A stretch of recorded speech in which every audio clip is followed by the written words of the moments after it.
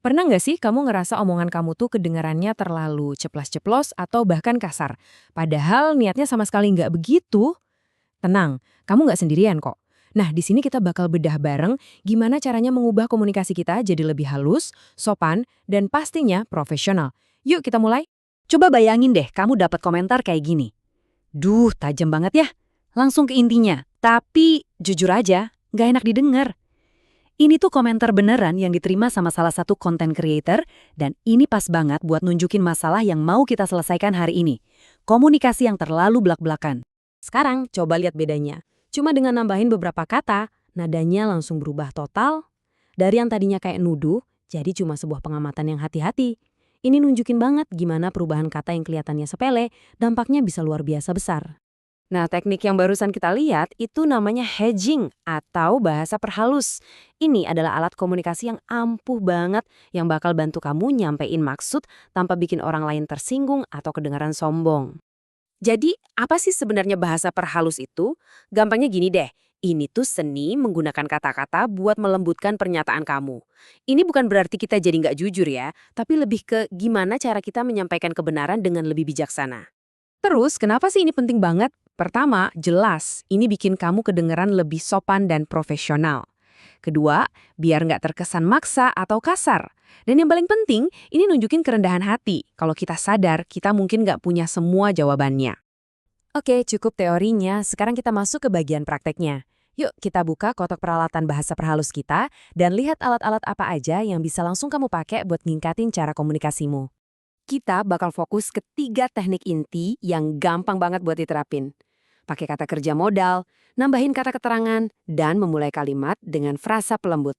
Mari kita bedah satu persatu.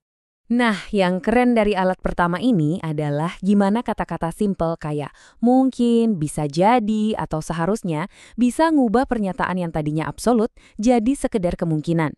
Ini ngasih ruang buat ketidakpastian dan bikin kamu kedengeran nggak kaku. Alat kedua kita, kata keterangan.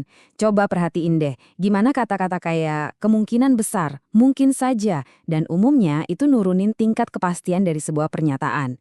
Kamu tetap nyampein ide utamanya, tapi dengan cara yang lebih fleksibel. Lanjut, teknik ketiga, yaitu mulai kalimatmu dengan frasa pelembut. Frasa kayak, ada kemungkinan bahwa, atau sejauh yang saya tahu, itu kayak ngasih sinyal ke lawan bicara kalau kamu ngomong dari sudut pandangmu, bukan sebagai fakta yang mutlak. Wah, yang ini kepake banget pas kita mau nanya atau minta tolong. Pakai frasa pembuka kayak gini bikin permintaanmu kedengaran jauh lebih sopan dan gak menuntut. Kalimat saya ingin tahu apakah itu salah satu jurus andalan yang wajib banget kamu kuasai. Oke, teorinya udah dapet ya. Sekarang, kita coba lihat gimana semua alat ini bekerja di skenario dunia nyata. Kita bakal ubah beberapa kalimat yang kedengarannya kasar jadi lebih halus dan profesional. Siap?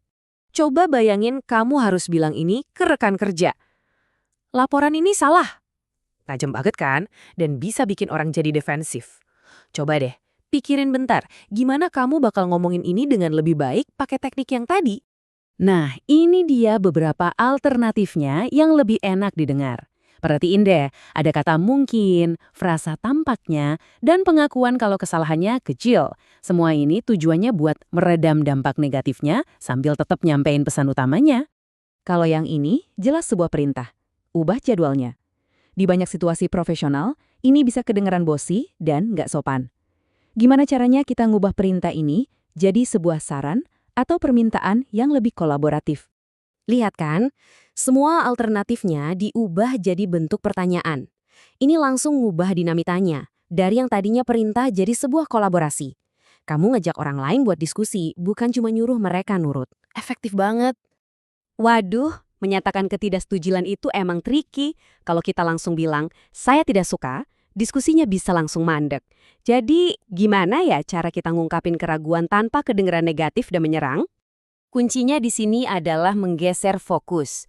Bukan lagi tentang tidak suka, tapi lebih ke belum yakin. Atau ngasih saran buat nyari alternatif lain.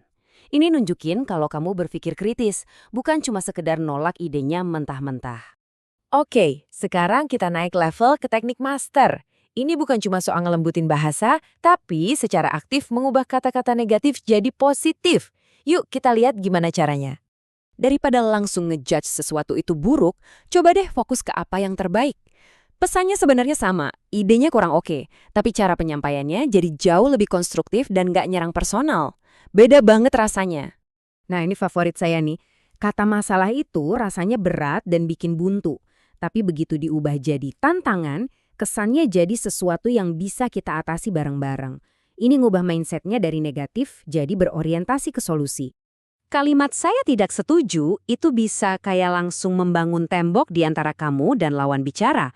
Tapi kalau kita bilang "saya tidak begitu yakin", ini justru membuka pintu buat diskusi lebih lanjut. Kita ngajak mereka buat meyakinin kita, bukan buat berdebat. Jadi, intinya apa sih dari semua ini? Sederhana. Komunikasi yang efektif itu bukan cuma tentang apa yang kamu katakan, tapi juga tentang bagaimana kamu mengatakannya. Dengan menguasai bahasa perhalus ini, kamu nggak cuma jadi lebih sopan, tapi juga lebih persuasif dan lebih dihormati. Nah, sebagai penutup, saya mau kasih satu pertanyaan buat kamu renungkan. Coba pikirkan interaksi kamu berikutnya, entah itu lewat email, di rapat, atau pas ngobrol biasa. Percakapan mana yang kira-kira bisa kamu ubah hanya dengan menambahkan satu kata kecil yang penuh kehati-hatian?